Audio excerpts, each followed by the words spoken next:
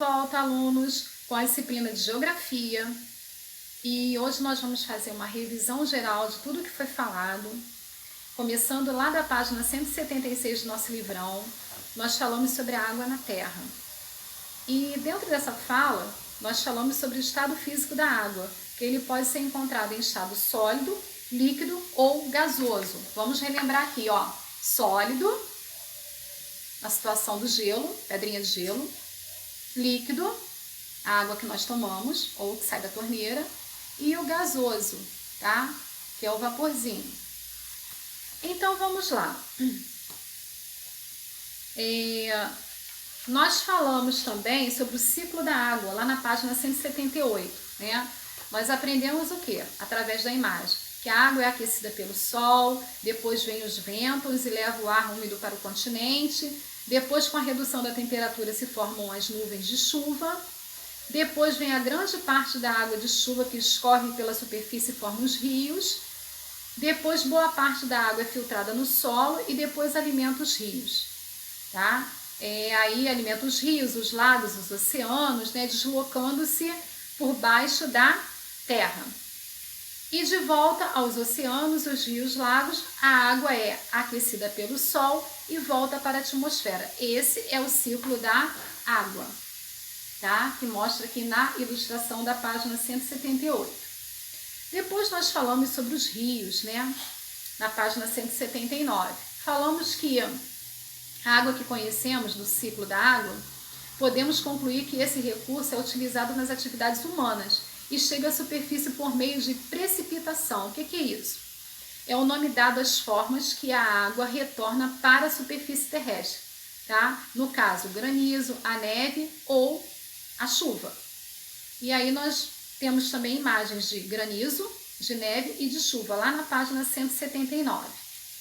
Nós falamos também, tá, sobre a rede de drenagem, lá na página 180, né, que nós falamos sobre foz, afluente, rio principal e nascente, certo? Aí nós falamos, né, que escreva nas linhas a seguir uma breve definição das palavras que você aprendeu. E aí nós fizemos as atividades, né? Nós falamos que nascente é o local onde o rio nasce, aí chamamos de nascente. Já rio principal é o rio da rede de drenagem, né? É o maior rio da rede de drenagem, é o rio principal. Afluente, nós falamos que é um rio menor do que o rio principal. E o foz, né? É onde o rio se desemboca, ou seja, onde ele termina. Depois, nós vimos também os reservatórios de água. Nesses reservatórios de água, nós falamos sobre o poço de água, né? Um buraco feito no solo, utilizando a captação da água. Em muitos lugares ainda tem poço d'água, né? Em nosso país também é muito comum o uso de águas subterrâneas, ou seja, aquelas que estão debaixo da terra. Os reservatórios são formados pelas águas das chuvas, que entram no solo e se acumulam em diferentes profundidades. Para a exploração dessas águas subterrâneas, é necessário a perfuração do solo e a construção de um poço d'água. Aí nós vimos imagens aqui na página 182, sendo mostrada como zona rural, que é o poço escavado, a zona rural com ponteiro ou semi-artesiano, a zona urbana com tubular ou artesiano. Nós vimos também essas imagens, tá, mostrando o que está sendo falado em relação ao reservatório de água. Falamos também sobre água na agricultura, né? E nós observamos que alguns produtos, né, produzidos pela agricultura foram informados aqui para nós, na página 184, que esses produtos, né, se já consumimos ou vamos consumir, ele pergunta, né, se tem muita ou pouca água, né? Aqui diz assim: agora observe alguns produtos produzidos pela agricultura e responda: você já consumiu ou vai consumir água virtual hoje? Se sim, muita ou pouca? Aí vem informando, né? A alface, 250 litros por quilo, o arroz, 2.500 litros por quilo, a batata, 1.040 litros por quilo, a laranja, 150 litros por quilo, o chocolate, que é o cacau, 17.000 litros por quilo, a banana, 160 litros por quilo. Além disso, a agricultura e a pecuária são atividades humanas que mais utilizamos, né? Que mais utilizam água em sua produção. A agricultura, deixar bem claro, é a atividade econômica que diz a respeito da plantação dos vegetais. E a pecuária, a atividade econômica que diz a respeito da criação de gado, certo? E aí tem uma leitura aqui, né? O que é água virtual? É a quantidade de água gasta para produzir um bem, produto ou serviço. Ela está embutida no produto, não apenas no sentido visível, físico, mas também no sentido visual, considerando a água necessária aos processos produtivos. É uma medida indireta dos recursos hídricos consumidos por um bem, certo? Então, nós vimos, né, que é muito importante, né, e que também essas atividades agrícolas é muito comum, né, que a água para essas atividades e também elas podem trazer alguns problemas mais comuns causados por essas atividades aos recursos hídricos, né? A água é muito importante, né, para a agricultura, para a produção dos alimentos, né, para os sistemas de irrigação. Para esses sistemas de irrigação, eles garantem o suprimento de água quando necessário para o desenvolvimento dos vegetais e para matar a sede também dos animais, certo? E o que acontece? Durante muitos anos, a agricultura foi realizada sem levar em conta os problemas causados à água. Um problema muito comum até os dias de hoje decorre do uso de agrodefensivos, como agrotóxicos e fertilizantes, sem planejamento adequado. Bom, os agrotóxicos, eles são produtos químicos aplicados nas plantações com o objetivo de reduzir a incidência de insetos nas plantas ou em plantas indesejadas, né? Então, ele tem esse objetivo de reduzir a incidência de insetos ou em plantas indesejadas. Já os fertilizantes, eles são adubos artificiais que aumentam a produtividade da planta. E aí nós vamos falar também sobre irrigação, né? Além disso, outro problema está relacionado ao grande desperdício de água, que falamos lá atrás, tá? Principalmente pelo uso de técnicas de irrigação inadequada. Vamos lá. Irrigação, o que significa isso? É o fornecimento controlado de água para as plantas. Isso precisa ser controlado e observado, tá? Nós falamos também sobre o desmatamento, né? Sobre o desflorestamento. Ainda persistem outros problemas ambientais relacionados à atividade agrícola que precisam ser reduzidos, sendo um deles o desflorestamento. Tá? O que é isso? É retirada da floresta para diferentes finalidades. Tá? Então, o que era florestamento, né? Hoje em dia passa a ser um desflorestamento, né? Então, aí nos mostra na página 186 a água das chuvas que vai levando a terra solta.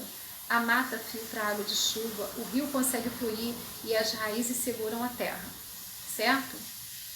Então, por isso a manutenção das matas ciliares é fundamental, tá? As raízes dessas matas mantêm solo úmido e firme, evitando o movimento das águas, evitando que o movimento das águas carregue esse solo. Além disso, a mata ciliar, ela filtra a água da chuva, evitando que a enxurrada traga o solo para dentro dos rios e córregos. Aí nós podemos observar essa ilustração, né, na mata ciliar, a mata que fica às margens dos rios, através dessas imagens aí, né, que estão sendo mostradas, tá, lá na página 186 do livro de vocês, tá? Bom, esses problemas, ambientais, eles estão relacionados à atividade agrícola, que precisam ser reduzidas, né, sendo um deles o desflorestamento, certo? É importante, né, que nós, né, tenhamos a consciência da importância das florestas, certo? Sobretudo aquelas próximas dos rios, né, que são as matas ciliares, como nós vimos aqui. O termo mata ciliar, ele nos remete justamente os cílios humanos, né, fundamentais para proteger os olhos de sujeira ou de poeira. Então, as matas ciliares, elas são importantes, tá? Elas ficam às margens dos rios. E aí, lá na página 187, nós falamos sobre declividade, que é a inclinação em relação ao terreno, e partículas, que são fragmentos em pequenos pedaços, tá? E dentro dessas técnicas de plantação, nós vimos as curvas de nível, vimos os terraços e vimos o plantio direto, nas imagens aqui da página 187. Bom, curvas de nível. O plantio é feito em curvas de acordo com a declividade do terreno. Já os terraços, o plantio é feito em escadas, com o mesmo objetivo das curvas de nível, ou seja, reduzir a capacidade de água da chuva em transportar o solo. Já o plantio direto é feito sobre os restos da agricultura anterior, certo? Então, vamos dar continuidade aqui. Nós falamos também sobre a palavra leito, né? Que leito é o espaço ocupado pelas águas, né? Caminho que o rio percorre, nós chamamos de leito. Já na página 189, nós falamos sobre o maior rio inteiramente brasileiro, que é o Rio São Francisco. É um rio muito importante para abastecimento de água, né? Pelas regiões onde passa, principalmente na região conhecida como o Sertão Nordestino, que é um local muito quente, com poucas chuvas e baixa umidade durante o ano todo. Nós falamos até de uma novela que teve, né, em homenagem a esse rio, que esse rio é chamado por alguns de Velho Chico, certo? Lá na página 190, nós falamos sobre um outro motivo que faz com que desse rio um dos mais importantes do Brasil, diz a respeito do abastecimento de diversas cidades localizadas ao longo da região hidrográfica. Além disso, o São Francisco é muito utilizado na geração de energia e como via de transporte fluvial, tá? Relativo ao rio, fluvial. Aí nós vamos ver ao lado assim, ó, barcos de passageiros no São Francisco, na cidade de Penedo, em Alagoas, na página 190, certo? E aí nós vamos ver carrancas, né, que são rostos, né, variados, que eles iam acoplados à frente das embarcações, né, tipo uma proteção. E vamos falar também sobre a palavra naufrágios, que são acidentes envolvendo embarcações. Bom, na página 191, né, nós temos um poema de Raimundo Nascimento que fala sobre o rio São Francisco, um desabafo, né, do rio São Francisco. E assim, esse poema, ele fala, né, que uns chamam esse rio São Francisco de Velho Chico, Chicão, tá? São os termos, né, chamados por eles. O rio São Francisco está presente no imaginário e na cultura dos povos por onde passam suas águas. Em tempos passados era comum o uso de carrancas na proa, ou seja, na frente dos barcos. Segundo a tradição da população local, as carrancas, esses rochos aí, davam proteção às embarcações, principalmente contra os acidentes, né, que são os naufrágios, certo? Na página 191 nós vamos ver lá na última página, lá embaixo, um pescador no Rio São Francisco, né, como é o procedimento, né, deles lá. Então, esse foi o apanhado, tá, da revisão de geografia. Eu espero que vocês tenham entendido um pouquinho, né, um pouquinho mais, mediante as revisões, tá? E eu quero dizer também que esse rio é fundamental para as pessoas que vivem às suas margens, onde a agricultura é praticada e é bastante o quê? Valorizada, justamente pela disponibilidade das águas, né? Além disso, a água é proveniente do Rio São Francisco e é utilizada em quê? Na irrigação de diversos tipos de frutas, tá? Grande parte delas vendida em outros países. Lá na página 189, nós vamos ver algumas imagens, né, do Rio São Francisco, né, do Rio São Francisco próximo a sua nascente, né, no estado de Minas Gerais, do Rio São Francisco a cerca de 200 quilômetros depois de sua nascente, na divisa de Sergipe e Alagoas, e no sertão nordestino também. Como é importante, né, o Rio São Francisco, devemos preservar e cuidar, certo? Então eu deixo aqui, ó, um beijo para vocês, tá? Até já!